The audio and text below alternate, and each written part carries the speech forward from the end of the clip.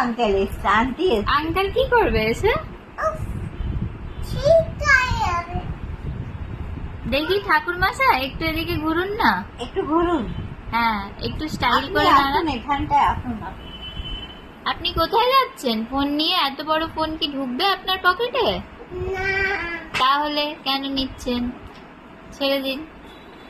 শুনুন না, আজকে পুজো কেমন হলো? আচ্ছা, এনজয় করলে? দেখি একটু মুখটা।